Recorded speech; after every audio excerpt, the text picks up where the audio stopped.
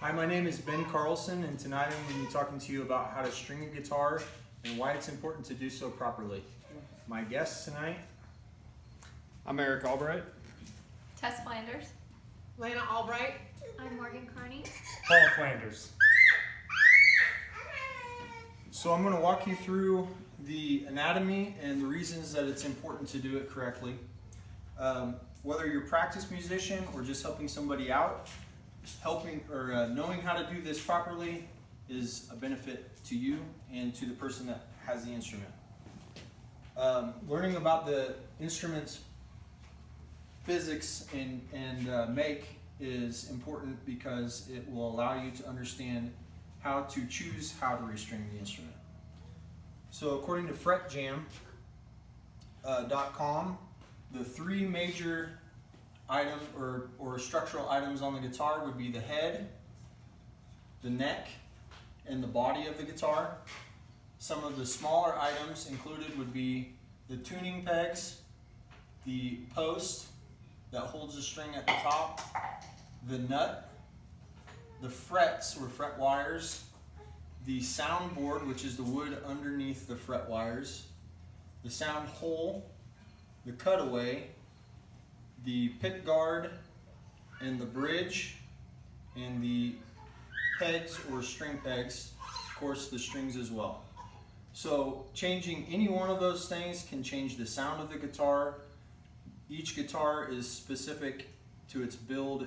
It makes its own sound. So according to Brian D. Ambrose, the guitar has a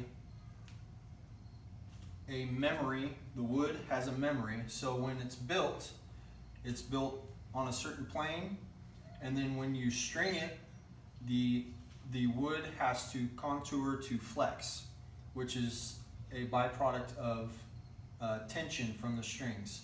So the neck of the guitar is much like a bow, in the sense that the strings are creating tension on either end of the neck, and so there's a great deal of flex in the center of the guitar. By understanding the anatomy of how a guitar is made and how it reacts to different things like stress from the strings, we're able to go ahead and decide whether we want to take all the strings off, which is good for cleaning or for work inside the guitar, more detail we're in and stuff with the body of the guitar, or if you're just going to, according to Wix.com, if you're just going to restring the guitar, because the wood has memory, it's best to do just one at a time. So we're going to go ahead and grab a guitar here and do one string for the sake of time. I have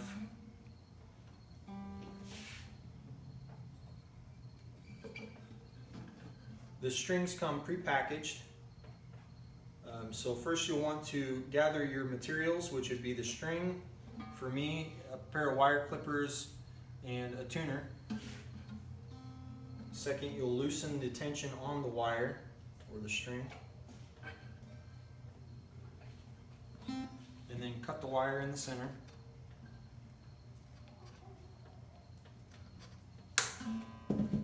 Pull the bottom of it out through the bridge. And remove the top by unwinding around the post.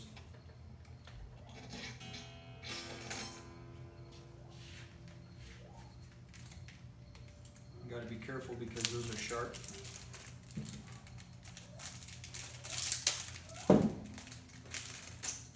So pre-packaged, they come in either numbered packages or they come in packages that tell you what note the string or placement the string is made for. You take the new string and you route it through the base of the bridge.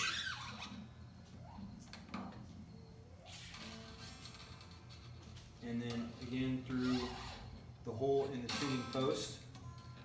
The nut is cut in 6 different places to allow for the string to rest so that it doesn't slide around.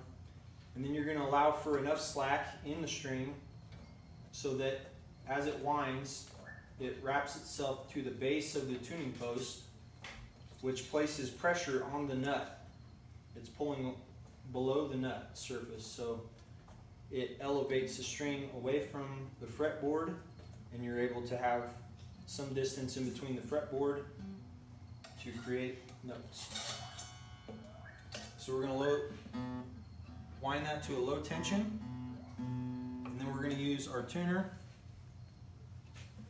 to go ahead and tune the guitar.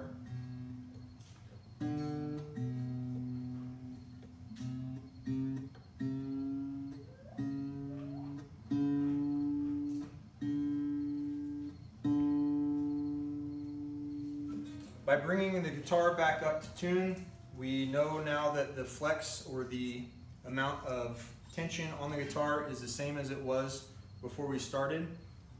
And that is important so that you don't weaken the joints and the guitar isn't allowed to flex away from itself. So understanding the anatomy of the guitar and how to choose between whether or not to do all of the strings or just one at a time, we know that we're able to make a good decision, and we're going to add life and hopefully longevity to the guitar that we own. So thank you.